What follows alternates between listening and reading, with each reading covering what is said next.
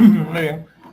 Entonces quedamos con la parte que estamos pendientes. Entramos a este segmento, que es un segmento bastante fácil y sencillo. No hay que aprender fórmulas, no se loqueen cuando lean esto. Es un segmento bastante dinámico. No vienen cosas complicadas, no vienen cosas que digamos te vayan a sorprender. En realidad no. Todo es manejable. Entramos al mundo del equilibrio ácido-base, ¿no? Que hay que recordar acá algunas cosas importantes. A ver, normalmente el concepto, ¿cuál es?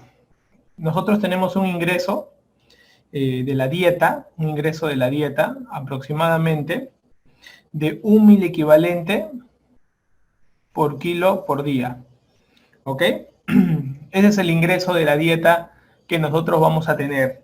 Toda la parte de los hidrogeniones que nosotros vamos a consumir, toda esa parte. Eso es importante. Y a la vez también nosotros vamos a producir nuestro metabolismo. Toda esta es la parte que ingresa, ¿no? Dieta, y también vamos a producir por nuestro metabolismo celular un promedio más o menos de 15.000 milimoles de CO2. ¿Ok? Esto es lo que nosotros vamos a ingerir. Y nosotros tenemos que eliminar. Todo lo que ingresa tiene que salir. ¿Quién permite la eliminación de esto? El riñón, ¿no? El riñón. ¿Cuánto elimina? La misma proporción que ingresa, elimina. ¿Ok? ¿Quién elimina esto? El pulmón. La misma proporción que se crea, se elimina. Entonces, de tal manera que el riñón y el pulmón son dos elementos cardinales que van a permitir manejar un estado de hidrogenión en el cuerpo. ¿Ok? Son muy importantes. Para eso vamos a usar dos variables que tenemos que recordar. En primer lugar, esto viene de una fórmula logarítmica que al final va a relacionar la cantidad del hidrógeno y la cantidad del CO2 y el bicarbonato. O sea, al final, ¿qué vamos a ver? Que es una relación directa. O sea, si tiende a aumentar esto, esto también va a tener que aumentar. Si esto tiende a bajar, esto tiende a bajar. ¿Ok? Entonces, de tal manera que van a ir de la mano. ¿Por qué? Porque tienen una relación directa. No es inversa. Eso es un concepto muy importante dentro de lo que es el proceso de pH, ¿no? Nosotros vamos a manejar un pH sanguíneo de 7.35 a 7.45. Esto es importante recordar. ¿Por qué? Porque esto aplica en todas las sangres, ¿ok? Puede ser una sangre arterial o puede ser una sangre venosa. Si a ustedes les preguntan el pH de sangre venosa, será el más bajo, porque es más ácido. Un pH de sangre arterial será más alto. Pero siempre van a estar en estos valores. Nunca en ningún lugar van a encontrar fuera de estos rangos. Ese es cómo trabaja el cuerpo. ¿Ok? Un dato importante dentro del mundo de la nomenclatura que uno va a escuchar es que nosotros nos vamos a encontrar con situaciones donde el CO2 va a estar involucrado y el bicarbonato va a estar involucrado. Para fines prácticos, siempre decimos a todos que el pH para fines prácticos es 7.4, para fines de examen. ¿Ok? Y que el CO2 es también para fines de examen 40.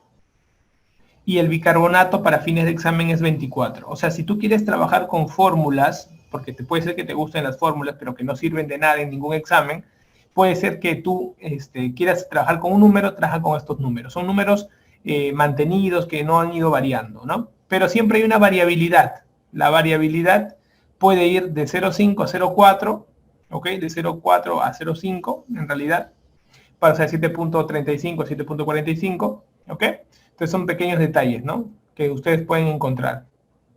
Ahora, es importante recordar que ustedes cuando están con el CO2 también van a tener valores por arriba y valores por abajo. Generalmente utilizamos como valores máximos el 44 y valores mínimos el 36, ¿no?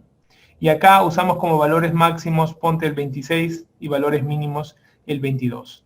¿Ok? O sea, es más menos 2, ¿no? Y acá es más menos 4, ¿no? Para que recuerdes eso, más menos 2 y acá es más menos 4. ¿Ok? Entonces, normalmente, cuando nosotros estamos con... Las situaciones van a aparecer mezclando estos cuatro elementos, ¿no? De los 4 elementos, por ejemplo, cuando nosotros tengamos una disminución del bicarbonato por algún motivo, vamos a estar en un mundo llamado acidosis metabólica. La acidosis metabólica es el más importante de los 4. ¿Por qué? Porque esto puede matarte, así de violento. ¿Ok? Es el más importante por eso, porque te puede matar. Y cuando hablamos de metabólico, involucramos al bicarbonato. Y ustedes saben que el bicarbonato está implicado con el riñón. Entonces, cuando tú más bien vayas al otro extremo y más bien tengas más bicarbonato, pues hablarás de alcalosis metabólica. Alcalosis metabólica. ¿Ok? Alcalosis metabólica. Pero lo más preguntado es la acidosis, nunca te olvides. Ahora, el CO2 también puede estar muy elevado. Si está muy elevado, pues estarás hablando de acidosis metabólica. ¿Quién maneja el CO2? El pulmón. ¿Ok? Y vas a ver que si el CO2 está bajo, muy bajo, estarás hablando de que el CO2 está en la alcalosis, metabólica, no, respiratoria. Y acá la alcalosis será también respiratoria. ¿Ok? No te olvides que el mundo del CO2 es el mundo respiratorio y pulmón. Asócialo ya rápidamente. Entonces ustedes van a estudiar 4 trastornos, de los cuales el más importante es la acidosis metabólica. Nunca se olviden. Y cuando ustedes quieren definir alguna otra palabrita rara, van a agregarle a la acidosis metabólica. Y eso es el anion gap. El anion gap aparece para acidosis metabólica. Es como que su apellido. Ya lo vamos a estudiar. Los demás no. Los demás no. ¿Ok? Los demás no. Entonces, cuando ustedes vean los trastornos, que le van a poner un caso clínico, cualquier situación, ustedes siempre les van a poner la cantidad del CO2, la cantidad del bicarbonato y la cantidad del pH. Si el pH está en los valores normales, se dice que está compensado. ¿Por qué? Porque quiere decir que el otro le está apoyando de una u otra manera. Pero si está fuera del rango normal, dices que está descompensado. ¿Ya? Ese es el primer concepto que hay que recordar. Segundo concepto que hay que recordar. Normalmente te van a dar un valor. Puede ser que te den el valor X, acá te pueden dar el valor Y. En la vida real esto no ocurre, pero para exámenes sí. Y es bueno saber diferenciarlo. Si ustedes ven que el CO2 tiene un mayor diferencial con el valor normal, ¿no? El valor que te han dado con el valor normal, si es mayor, pues la causa primaria habrá sido originada en pulmón. Si tú ves que la diferencia entre el valor que te dan en la pregunta y los rangos de normalidad que te he enseñado son mayores, las diferencias, que las diferencias del CO2, pues tú dirás que el rango inicial o primario, falla primaria, está en el riñón. ¿Ok? Entonces siempre van a ponerte eso. ¿Por qué? Porque puede ser que tú tengas una alcalosis respiratoria con una acidosis metabólica y te preguntan cuál es el primera falla, cuál es el primario. Pues lo que vas a hacer es restar el valor que te dan del CO2 con 24. Acá tienes que restarlo con 40 y bicarbonato con 24. ¿Ok? Entonces, si tú lo restas, te dan el CO2, no sé, te dan 60. Y tú restas 60 con 40, ¿cuánto es? 20. Y luego en bicarbonato te dicen que el pata está en 20. Entonces tú dices 20 menos 24, 4. ¿Cuál es más grande? 20 es mayor que 4. Entonces la falla primaria probablemente esté en CO2. Esto que les acabo de enseñar, eso ustedes lo pueden aplicar en un examen, pero en la vida real no es así.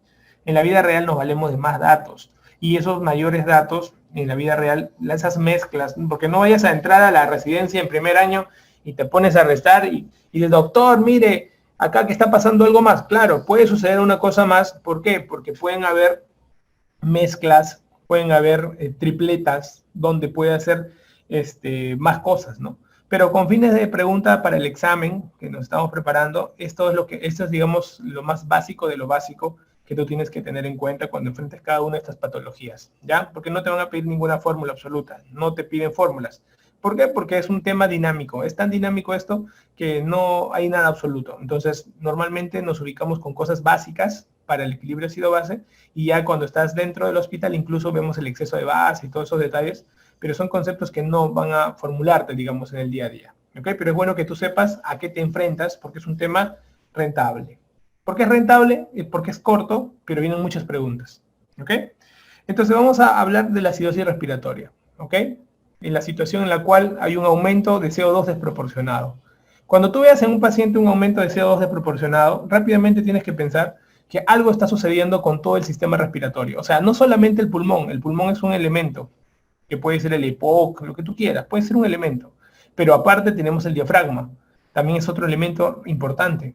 Puede haber fallado la caja torácica, de repente hay una miastenia, no sé, hay la caja torácica. Puede ser que haya fallado la unión neuromuscular, ahí mismo, ahí quizás está apareciendo la miastenia que te dije, ahí está.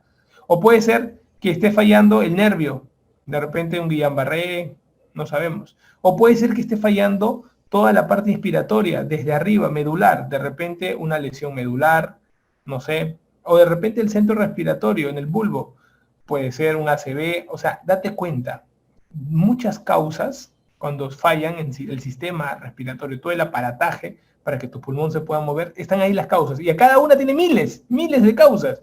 Así que tú sabes, cualquiera de esas va a ser aumentar el CO2. Cualquiera. Cuando falle la parte, tú ves aumento de CO2, está fallando algo del sistema. No sabemos qué parte, pero puede estar fallando diferentes momentos, diferentes enfoques del sistema. Eso es lo que ustedes tienen que aprender a diferenciar, ¿ya? Y ahí te van a preguntar causas, ¿ah? El diafragma, la unión neuromuscular, el nervio periférico, la médula o el bulbo. O sea, son cosas puntuales.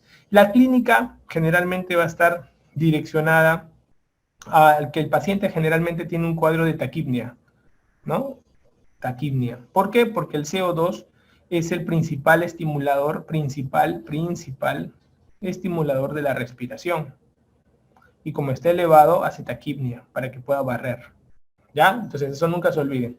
Entonces, estos pacientes están taquipnéicos, están con mucha taquipnea por un aumento de CO2, por lo cual están teniendo algún grado de acidosis. Una de las acidosis respiratorias características que hoy uno ve bastante en el hospital son aquellas situaciones de retención, los famosos retenedores de CO2, ¿no? Retenedores de CO2. Esos pacientes retenedores de CO2 generalmente son pacientes que van a tener una dificultad para la expiración del CO2. Tú sabes que el CO2 es 24 veces más rápido que el oxígeno, pero estos retenedores son sobre todo aquellas enfermedades involucradas con el EPOC, ¿no? Todos los que están metidos en el mundo del EPOC, bronquitis y casos mixtos también, que ya hemos visto en EPOC la cantidad de enfermedades mixtas que pueden existir, ¿no? Ahora, el tratamiento de esto es básicamente, no se te ocurra, porque ha pasado, por si acaso, tengan cuidado. Ha pasado que muchos pacientes que están con trastorno del sensorio y están reteniendo el CO2, ¿no? O están agitados, por ejemplo, ¿no? Y están reteniendo el CO2. Y uno cuando está agitado, dice, oye, mejor sabes que dale un clonazepam para que se tranquilice. No hagan eso, ¿ah? Porque si está agitado y está reteniendo CO2, fácil está agotándose. El aumento de CO2 es un signo de agotamiento. O sea, es un signo de agotamiento. Y esto de acá, al ser un signo de agotamiento, puede ser un signo de severidad, de patologías. Por ejemplo, que en un paciente asmático que haya aumento de CO2, significa que ya se agotó todo el sistema y el paciente ahorita va a entrar a ventilador. Entonces, ten cuidado si estás con un paciente que es retenedor o un paciente que está en agotamiento. Son dos situaciones muy diferentes. Un retenedor, tranquilamente lo evalúas, ves la oxigenación y vas a ver el cuadro de fondo que te van a dar. Pero un agotamiento en un asmático, estás hablando de que es un premortem muchas veces y tienes que aprender a tratar de ver si lo tienes que entubar o no tienes que entubar. Pero la mayoría de veces cuando hay agotamiento, uno entuba. ¿Ok? Uno entuba. Cualquier enfermedad, chicos, cualquier enfermedad que tengan con aumento de CO2, agotamiento, entuben, por favor, ¿ya? Entuben, sin asco. Después controlas la causa que lo llevó y luego lo desactúas, no hay problema, pero si no, se agota y es peor, hace paro de golpe y hacerle en pleno paro, entubar, pucha, retrasas más todo y la puedes complicar. Entonces, el tratamiento siempre va a la causa que está generando ese problema, ¿no? Ese distrés respiratorio. La causa del distrés respiratorio. ¿Qué cosa está generando que nuestro amigo, nuestro paciente, que está haciendo retención de CO2, pues esté manifestando, ¿no? Algo está fallando en todo el sistema que está presentando el paciente un distrés respiratorio. Entonces tenemos que ir a la causa del distrés respiratorio. Ustedes saben que las causas de distrés respiratorio son muy multifactoriales, en realidad, ¿no? Son multifactoriales. Pero dos causas, tenemos las causas directas y las causas indirectas, ¿no? del distrés respiratorio, ¿no? Dentro de las causas directas, el más famoso es la neumonía, ¿no? Una neumonía con una evolución tórpida. Y de las causas indirectas, que es lo más frecuente en distrés respiratorio, vamos a encontrar, sobre todo en síndrome de distrés respiratorio del adulto, me estoy refiriendo cuando hablo de distrés respiratorio, síndrome de distrés respiratorio del adulto, causa indirecta la sepsis, ¿no? La sepsis, ¿no? Y es frecuente encontrar esto, ¿ah? Pacientes con sepsis que comiencen a retener CO2 y tienen un mal patrón ventilatorio. ¿Qué tienes que hacer? Nada. Ya te está dando un patrón y yo te he enseñado a ti a intubar, ¿ok? Entonces siempre tienes que ver la parte neurológica, siempre tienes que ver que el paciente, o sea, el sensorio, siempre tienes que ver que el paciente esté con un CO2, digamos, entre comillas, adecuado por la parte de gases y que no tenga inestabilidad hemodinámica. ¿Ok? Eso es fundamental. Eso es fundamental. Por favor, nunca se olviden. ¿Ok? Nunca se olviden. Entonces, si yo tengo un paciente que tiene CO2 aumentado y en la pregunta me ponen que tiene trastorno del sensorio, que está inestable hemodinámicamente, ¿ok? Ahí tú vas más o menos enfocando, ¿no? Dice, oye, aumento de CO2 con sensorio alterado, con inestabilidad hemodinámica que pueda tener el paciente. Inclusive, aparte del CO2, tiene un mal patrón ventilatorio. O sea, el paciente no solamente es inestable hemodinámica, sino está fatigado y ya está con mal patrón. Estas son la forma más frecuente de que ustedes pueden tomar una decisión. Esta es la más frecuente, que es la intubación. Intubación al paciente, intúbenlo.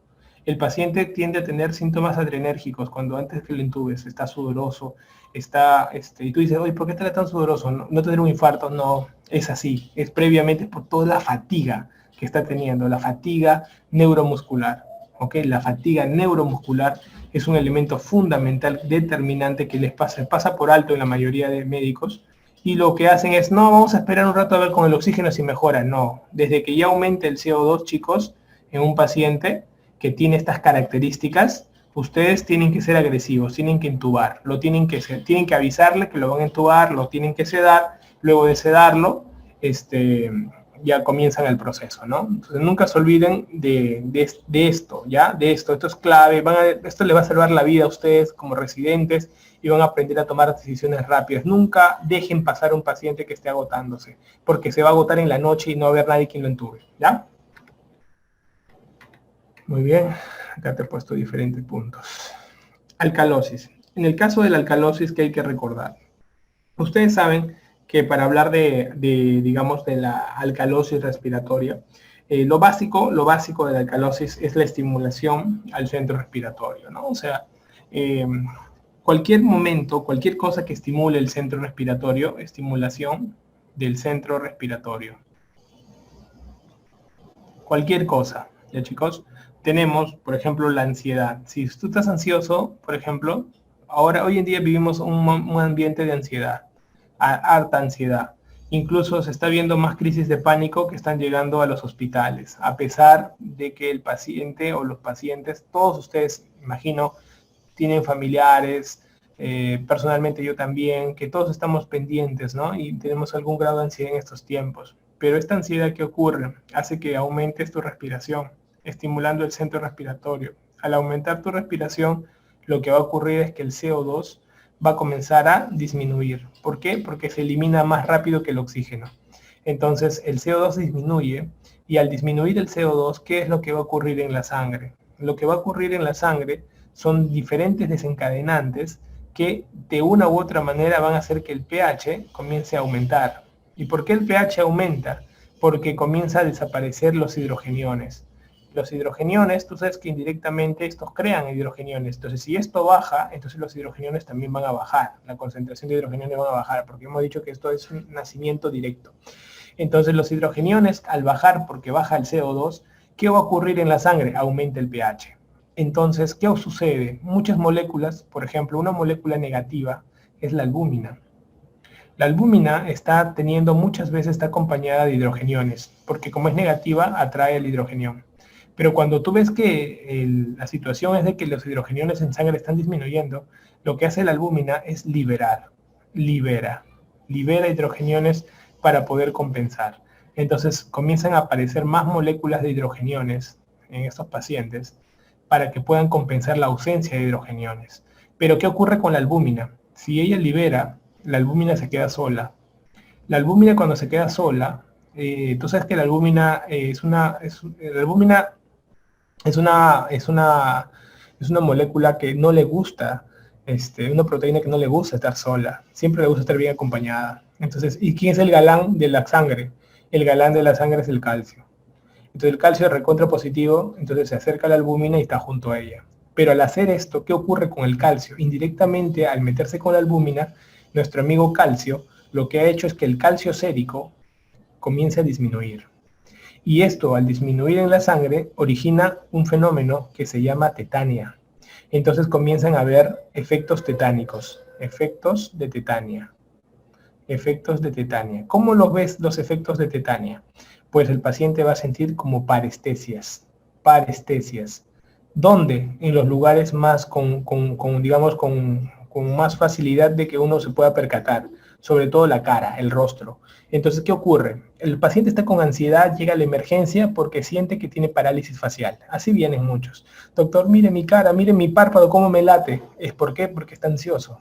Entonces, lo que se está recomendando hoy en día es terapia, mucha terapia de yoga y terapia de ventilación. Incluso entren a YouTube, hay un montón de videos de terapia de relajación, que yo sé que estoy seguro y aprovecho estos minutos que estoy dando la clase para que ustedes puedan escuchar. La mejor manera de dormir bien es que coman bien, duerman a la hora, no se quiten más el tiempo y puedan estar, y si tienen, por ejemplo, están lejos en su serum y tienen un familiar que está mal en un hospital y ustedes están lejos, no saben qué hacer, pues definitivamente lo que los psiquiatras están recomendando es que solamente si tú estás lejos y tienes el problema ahí, durante el día lo pienses una sola vez. O sea, trata de enfocarte en un momento del día. Y piensa también fríamente si tú, estando desde lejos, puedes ayudar en algo. Y si no puedes ayudar o ver la manera de cómo ayudar, ese momento nada más. Y luego no pensar durante el día porque se van a agotar físicamente, mentalmente se van a hacer mucho daño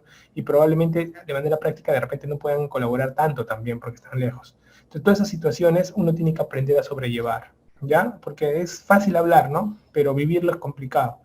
Pero hay que aprender, ¿ok? Para eso están trabajando los psiquiatras también, ¿ya? Incluso estamos viendo un programa para poder ayudar a los estudiantes porque se está viviendo en todas las etapas de la preparación, desde internados, preinternos, residentes, que hay un estado de ansiedad, ¿no? Generalizada y pánico que se está presentando, ¿no? También estamos pensando en eso para poder apoyar.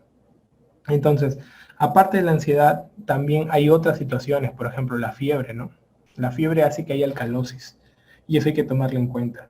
Cualquier infección, cualquier cuadro séptico, la sepsis, también va a ocasionar esto. Una de las intoxicaciones que más preguntan que hace este cuadro es la intoxicación por salicilatos, para que ustedes lo tengan en cuenta también. La intoxicación por salicilatos, ¿ok? Eso es importante, ¿no? Y hay situaciones fisiológicas también, ¿no? Como el embarazo. El embarazo hace esto. ¿Por qué? Porque la progesterona estimula el centro respiratorio, la progesterona, y hace que las pacientes, ¿qué hacen? Comienzan a respirar. Comienzan a respirar, respiran muy rápido y no se dan cuenta, pero su frecuencia respiratoria aumenta. Y ellos tienden a hacer esto, un pH más elevado, un pH más elevado. Entonces, cuando comienzan a hacer un pH más elevado, van a haber cambios cerebrales muchas veces, cambios cerebrales vasculares en las gestantes, ¿no? Y eso que ocasiona muchas veces que haya estados presincopales, que es lo que ellas llaman me desmayé. Oye, ¿qué pasó con Juana? Se desmayó, se desmayó.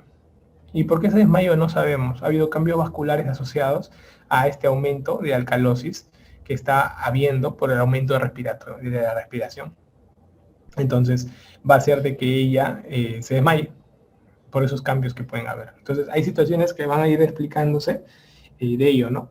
Entonces estos cuadros al final clínicamente van a hacer de que el paciente definitivamente aumente su frecuencia respiratoria, ¿no? Aumenta su frecuencia respiratoria, es importante. En cambio, en los cuadros de alcalosis respiratoria vamos a barrer, ¿no? Primero comienza con un aumento de la frecuencia respiratoria hasta que hay una caída, ¿no? De la frecuencia respiratoria. y cae todo el sistema, ¿no? Como el sistema ya no se mueve, hace acidosis, ¿no? Esto comienza, es el cuadro inicial, ¿no? La mayoría de veces, siempre cualquier enfermedad comienza con cuadros de alcalosis respiratoria, ¿ok? Barre rápido porque respiras muy rápido y al final cae la respiración y hace acidosis, ¿no? Entonces miren aquí, el paciente comienza a hacer taquipnia, taquipnia, taquipnia, taquipnia, taquipnia, taquipnia, entonces llega un momento que se agota en la taquipnia, ya tanto que está respirando rápido y termina agotándose y comienza a hacer ¿qué cosa? Retención de CO2. Entonces siempre el inicio de cualquier cuadro que ustedes tengan van a comenzar siempre con un aumento de respiración, siempre, ¿ok? Pero al final va a terminar a disminuir la respiración y ahí cuando disminuye entran los cuadros de acidosis respiratoria. Entonces nunca se olviden de esto, ¿ya? Cualquier clínica de cualquier enfermedad que ustedes tengan, siempre comienzan con aumento de respiración, siempre. Y esto va a hacer que haya un estado de alcalosis respiratoria al inicio, pero es transitorio, generalmente dura poco. Y luego, si esto es muy severo, y afecta todo el aparato respiratorio, van a terminar disminuyendo la respiración y van a hacer de que haya acidosis por retención de CO2. ¿Ok? Entonces, esto es muy importante, chaparlo cuando ya estamos ante el estado de agotamiento, donde ya no podemos respirar bien. ¿Ya, chicos? Entonces, el tratamiento de la alcalosis respiratoria es de acuerdo a la causa, ¿ok? Si yo, por ejemplo, tengo una ansiedad, el tratamiento es de acuerdo a la causa. Si yo tengo una ansiedad, pues hablo con el paciente, hago terapia de escucha y trato de que disminuya. Y esto es la clínica, es el mejor tratamiento para los pacientes que llegan a las emergencias bastante ansiosos. Hablándoles, disminuyen su patrón respiratorio y como que mejoran. Si el paciente tiene fiebre, pues calmo la fiebre. Si está con infección, vemos el cuadro del foco que vamos a tratar. Si hay intoxicación, pues trato de digamos, entre comillas, desintoxicarlo, ¿no? Y tratar de controlar sus patrones. Si está en embarazo, pues ya sabemos que va a tener un estado de alcalosis permanente, ¿no? Y una de las causas más frecuentes que uno observa en alcalosis respiratoria, que les encantan preguntar, es el hecho que el paciente viaje a la altura. Cuando un ser humano viaja a la altura, lo primero que hace es aumentar su frecuencia respiratoria. Cuando ustedes vean cualquier pregunta que tenga que ver con altura, Machu Picchu, Huascarán, cualquier lugar, ponte los Alpes suizos, no sé, la altura, estás pensando en alcalosis respiratoria, ¿ok? Entonces, la causa, el tratamiento es de acuerdo a la causa. Y cuando ustedes les pregunten altura, que es bastante frecuente, es una de las causas más frecuentes que uno ve en la vida real, la mayoría de pacientes, ¿qué ocurre con estos pacientes? Estos pacientes se tienden a desmayar muchos, ¿ok? Entonces, lo que se le da es una bolsita, ¿para qué? Para que el CO2 que están botando recircule. Muchas veces en una bolsa de papel se utiliza esto, van a pensar que estás metiéndote un terocal, pero no importa, y vas a comenzar a hacer este proceso en la alcalosis respiratoria en pacientes que, digamos, manejo de la alcalosis respiratoria, como es lo más preguntado en altura, pues les pueden preguntar el tratamiento. El tratamiento es colocar una bolsa para mejorar la recirculación, ¿ok? Para mejorar la recirculación. Muy bien. Y entramos al mundo de la acidosis metabólica. Para entrar al mundo de la acidosis metabólica, quiero que me entiendas el concepto de anion gap. Algo que es importante recordar es que el anion gap son los aniones no medibles. Solamente vas a usarlo cuando tú hables de acidosis metabólica, ¿ya? Entonces, mira, acá tienes los iones positivos y acá tienes los iones negativos. En los iones positivos, el representante es el sodio, ¿ok? Y en los iones negativos tienes dos. Tienes al bicarbonato, tienes al cloro. Y acá es importante recordar que la suma de todos los negativos tiene que ser equimolar con los positivos, ¿ok? Entonces, cuando tú hagas la resta, tú por ejemplo restas 140, siempre restas sodio, primero restas, abres paréntesis, pones bicarbonato, sumas con el cloro.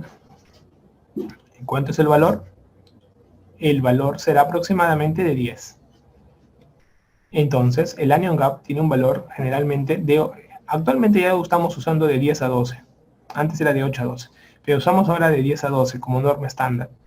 Entonces, el anion gap no podremos medir esta cantidad de aniones, no lo podremos medir, pero indirectamente podemos hallarlo, ¿sí? Restando los positivos con los negativos. Entonces, eso es importante que ustedes recuerden. Ya, y doctor, ¿y esto para qué me sirve? Te sirve para lo siguiente. Cuando tú tengas un paciente, el cual vas a ver que va a disminuir el bicarbonato, no sabemos por qué disminuye. Esto se llama acidosis metabólica, como ya lo hemos definido. Y van a haber dos situaciones que tú tienes que aprender a diferenciar. La primera situación es aquellos pacientes que disminuyeron el bicarbonato, pero no han aumentado el anion gap, sino que más bien han aumentado el cloro. Entonces, estos pacientes se van a llamar pacientes con acidosis metabólica, anion gap normal, ¿ok? Pero como la mayoría no lo dice, uno supone que son hiperclorémicos, ¿ok? Supone que son hiperclorémicos. Esto es importante que les diga, porque a veces ustedes van a poner acidosis hiperclorémica y están hablando de la acidosis anion gap normal, ¿ok? Perfecto. Ahora, así como tienes el cuadro A, también puedes tener el cuadro B. En el cuadro B, ¿qué vas a encontrar? El bicarbonato también cayó. Pero ¿qué ocurrió con el cloro? El cloro se mantuvo igual. Entonces, ¿qué cosa hizo que caiga el bicarbonato? ¿Quién aumentó? Pues aumentaron esto. Aumentaron el anion gap. Aumentó en este caso el lactato, y el lactato está considerado dentro de este grupo. Entonces, ha habido un aumento de anion gap. Entonces, ¿será qué tipo de acidosis? Acidosis metabólica anion gap elevado. ¿Ok? Anion gap elevado. Normalmente es hasta 12, acá tiene 20. Ya tiene un anion gap elevado. Entonces, todas las clasificaciones, cuando ustedes estudien acidosis metabólica, van a clasificar o anion gap normal, que son hiperclorémicos, o anion gap elevado, que puede ser por diferentes causas, que ya vamos a ver. ¿Ok? Entonces, cuando tú lo clasifiques, y les preguntan bastante, es la clasificación de anion gap elevado o anion gap normal. En el caso de anion gap elevado, que es lo más preguntado, no te olvides que va a ser un aumento de aniones no cloro. ¿Ok? Hay muchos aniones que están ahí, pero que no son los cloros. Ahora, los aniones pueden ser endógenos o pueden ser exógenos. ¿No? Si es exógeno, una causa frecuente son la intoxicación por salicilatos, que lo preguntan, por eso que lo he colocado. Y si son endógenos, que es lo más frecuente, el más frecuente de todos es la cetoacidosis diabética. ¿Ok? Cetoacidosis diabética. Pero son situaciones en realidad donde hay una disminución de oxígeno o aumento del ácido láctico. Entonces, cualquier situación de hipoxia podría ocasionarla, porque al ser una situación de hipoxia, va a hacer que haya un aumento de ácido láctico. Y esta es una causa frecuente de acidosis metabólica anion gap elevado. Otra situación puede ser la insuficiencia renal. La insuficiencia renal también hace aumentar los hidrogeniones porque no se crea bicarbonato. Entonces también podría ser una situación. Y las otras situaciones son las famosas cetoacidosis, ya sean diabéticas, que es la más preguntada, alcohólica, o la de ayuno. ¿Ok, chicos? Entonces, ustedes tienen que acordarse de los anion gap elevados. Los anion gap no elevados, o anion gap normal, la causa más frecuente general es diarrea. La causa más frecuente general es diarrea. Y ustedes van a estudiarlo así. Puede ser que este bloque se vaya a presentar acá. Bloques digestivos o bloques renales. ¿Ok? Siempre lo trabajamos así. Miren, aumento de cloro, si es un aumento de cloro aislado de manera pura, debido a una intoxicación por algo, es un cloruro cálcico, pero en realidad está bien yuca y nunca lo pregunta. Lo que más vamos a ver es que estas situaciones son bastante importantes, ¿ok? Entonces, miren lo que está sucediendo. Tenemos acá la diarrea. La diarrea va a ser una causa frecuente, ¿ok? La diarrea va a ser una causa frecuente. También vamos a tener fármacos que podrían hacer un anion gap normal. Y también los drenajes externos, como las colostomías, por ejemplo, ¿no? Las colostomías. Los pacientes que tienen hipoaldosteronismo también podrían tener una situación de anion gap normal, ¿ok? De anion gap normal. Un aspecto interesante es que nosotros vamos a encontrar que de las diarreas, hay una diarrea particular, que es la diarrea colariforme, que no hace característicamente un anion gap normal, sino la diarrea por cólera se comporta de manera distinta y hace un anion gap elevado. ¿Ok? Un anion gap elevado. Esa es una pregunta que también les podría venir. ¿Ok? un anion gap elevado. Entonces la diarrea por cólera puede hacer un anion gap elevado. Entonces tú ya vas definiendo y vas mirando, qué interesante, ¿no? Si me viene, ya sé más o menos hacia dónde están apuntando, pero la mayoría de diarreas, todas que no sean coleriformes, son anion gap normal. Chicos, entonces apréndense este cuadro porque es sumamente preguntado y todo el tiempo viene. La clínica de la acidosis metabólica, como el CO2, prácticamente el bicarbonato como está abajo. Entonces, ¿qué ocurre? Al estar bajo el bicarbonato, porque ya se ha consumido, los pacientes van a venir con un cuadro. Ustedes saben que el CO2 siempre acompaña el bicarbonato. Entonces, el CO2 va a tener que bajar. Pero que para que baje el CO2, ¿qué tenemos que hacer? Aumentar nuestra respiración. Entonces, las respiraciones son un patrón que nos puede llamar la atención en las acidosis. ¿Ok?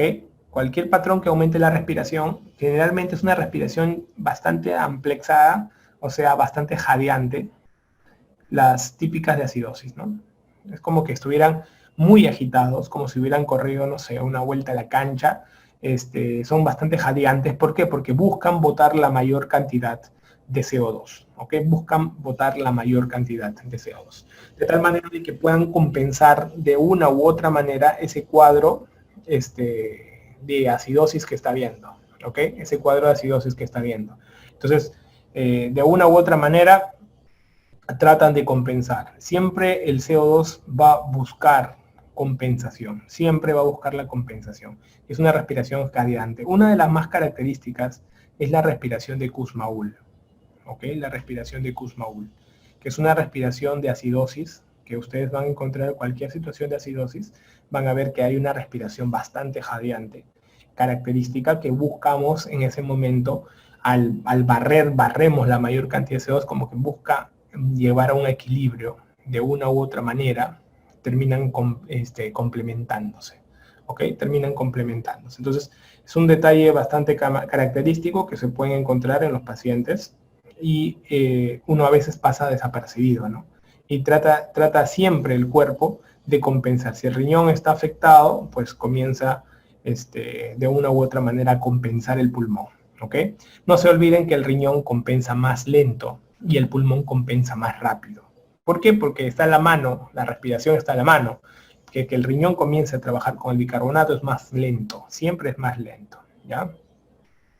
El tratamiento va a ir a corrección de la parte de la acidosis, ¿no? Normalmente nosotros dosamos bicarbonato y en la dosada de bicarbonato nunca inyectamos bicarbonato de sodio, nunca. Generalmente solo lo hacemos cuando el bicarbonato es menor de 15. Cuando es menor de 15 lo hacemos. ¿Por qué? Porque poner bicarbonato en un paciente es peligroso, chicos. Es bastante peligroso. Normalmente el bicarbonato, hay gente que le mete bicarbonato como si nada, ¿no? No, pero es peligroso. ¿Por qué? Porque el bicarbonato en realidad el riñón lo produce. El riñón lo produce. Entonces tú no puedes llevar al paciente a una alcalosis metabólica, ¿no? Entonces tú tienes que manejar nada más la acidosis metabólica y ayudar al cuerpo a que se componga. La mayor cantidad de las situaciones que ustedes observan son tratables. Todas estas son tratables y manejables. Entonces no hay forma, no es necesario compensar dando algo externo. Tratas de manejar la causa. Siempre en las acidosis, en las alcalosis, tú controlas la causa y como que controlas todo el cuadro. Entonces es importante tomar en consideración, ¿ya? Bien, y alcalosis metabólica, ¿qué tenemos que recordar? Con respecto a la alcalosis, hay que dominar un poquito lo que es el algoritmo al cual nos enfrentamos permanentemente, ¿no? Una forma frecuente es que yo voy a encontrar que el bicarbonato se está elevando. Si el bicarbonato se eleva, la pregunta que todos ustedes tienen que hacerse, la primera pregunta siempre les digo, es ¿existe insuficiencia renal o no? ¿Existe insuficiencia renal? ¿Y por qué les digo esta pregunta? Porque si ustedes me dicen que sí existe, entonces quiere decir que te has pasado de vueltas y te has metido mucho bicarbonato. La causa más frecuente es que se metan mucho bicarbonato. El bicarbonato, los pacientes renales tienden a consumirlo en tabletas vía oral. ¿Ok? Entonces, ¿y por qué? Porque tienen un estado de acidosis, entonces como que les recetas bicarbonato y se les puede pasar la mano y te pueden llevar a alcalosis metabólica. Entonces siempre pregunten de inicio ¿Existe insuficiencia renal, sí o no? Si en caso les preguntan que no existe insuficiencia renal, o tan solamente tienen una depuración mayor de 30, o sea, están, digamos, un poquito fuera, tan al menos respetable, porque generalmente lo dan cuando el paciente, dan bicarbonato cuando la depuración es menor de 30, ¿ya? Tienden a darles bicarbonato porque, no todos, ¿ah? Pero al menos es como que un corte. Si tú me estás pidiendo un corte, te doy un corte, ¿ya? Luego la segunda pregunta, siempre hagan esta pregunta, si existe hipovolemia. ¿Existe hipovolemia? ¿Por qué les digo esto? Porque si la respuesta es sí, o sea, si sí existiera hipovolemia, normalmente una de las causas de hipovolemia que se da con un bicarbonato, en este caso, que tú vas a observar, ¿no? Que va a haber un aumento, es los vómitos, porque tú botas ácido clorhídrico. Los vómitos permiten disminuir el ácido clorhídrico. Quiere decir que hacen una situación de alcalosis metabólica. Y yo te enseño algo. El hidrógeno va con su pata potasio. Siempre con su pata. Si ahorita está bajo el hidrógeno porque hay alcalosis metabólica, el potasio también estará bajo. Entonces habrá en estos pacientes que vomitan alcalosis metabólica hipocalémica. Hipocalémica. ¿Y el cloro cómo está si lo estás vomitando? También estará bajo. Hipoclorémica. Entonces te pueden poner cualquier causa de vómito, ¿eh? Te pueden poner, por ejemplo, una hipertrofia, una estenosis hipertrófica del píloro, ¿no? Estenosis hipertrófica del píloro. Te pueden poner que es gestante y está vomitando. Te pueden poner que hay una obstrucción intestinal. Varias causas que te puedan generar, digamos, el espectro de vómito y te puedan decir qué alteración electrolítica encuentras en el paciente que vomita. Entonces, generalmente, es una pregunta bastante llamativa y que siempre utilizamos. Otra cosa es el uso de sonda nasogástrica. Cuando tú le metes sonda a un paciente, en la sonda puedes estar eliminando muchos ácidos y no te das cuenta y terminas haciendo un cuadro de alcalosis metabólica. Y lógicamente, otra buena son los diuréticos. De repente te has pasado de la mano, por eso que lo has deshidratado al hombre, y le has metido mucho diurético. Y el diurético, tú sabes, barre. Ya te he enseñado esa parte en nefroficio. Barre todo y tiende a la alcalosis, ¿no? Los diuréticos, todos los diuréticos hacen alcalosis metabólica, excepto los ahorradores de potasio, que ya hemos conversado. Entonces, eso es importante. Oye, ¿y qué pasaría si no existe hipovolemia y hay alcalosis metabólica? Si no existe hipovolemia y hay alcalosis metabólica, yo te recomiendo que pienses de acuerdo a las diferentes respuestas. Por ejemplo, puedes encontrar elevación de la aldosterona. ¿Ok? Elevación de la aldosterona. Es interesante esto. ¿Por qué? Porque si tú encuentras una elevación de la aldosterona, o puede ser que esté baja la aldosterona también. Si encuentras elevación de la aldosterona, que es lo más, digamos, de este grupo, lo más frecuentito, puedes encontrar un hiperaldosteronismo primario, ¿no? Un hiperaldosteronismo primario. ¿Ok? Y también puedes encontrar pacientes que tienen estenosis de arteria renal también. ¿Ok? De arteria renal. Y si la aldosterona la tienes baja, generalmente esto lo encuentras en varias situaciones. Uno de ellas, por ejemplo, el famoso síndrome de Cushing. Puedes encontrar eso, o también lo puedes encontrar en el síndrome de Liddle, ¿no? En el síndrome de Liddle, donde vas a encontrar de una u otra manera estos cambios. ¿Ok? Entonces, este es el esquema que ustedes tienen que manejar para alcalosis metabólica, que es una de las que últimamente está viniendo más, ¿ah? Porque siempre viene acidosis metabólica de cajón, pero también hay que recordar que puede venirnos alcalosis. Entonces, los cuadros clínicos, como ustedes sabrán, no es tan llamativo. El cuadro clínico de alcalosis es un cuadro casi laboratorial, casi de laboratorio. Y el tratamiento de la alcalosis, como tienes un exceso de bicarbonato, igualito es compensar la causa, ¿no? Se dan cuenta que todo es compensar la causa, son etiológicos. Es etiológico, ¿no? Es poco compensativo, ¿no? Como se dijera, poco compensativo. Entonces no se olviden de esto tampoco, de esto que les digo, de cómo trabajan juntos. Hay algunas excepciones que ya lo hemos visto también, hemos visto en las acidosis tubulares, pero tienes que tomar en cuenta ese detalle, ¿ok? Muy bien.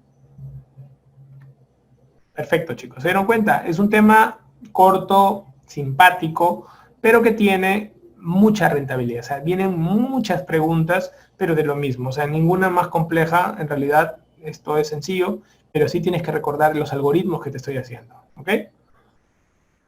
Muy bien.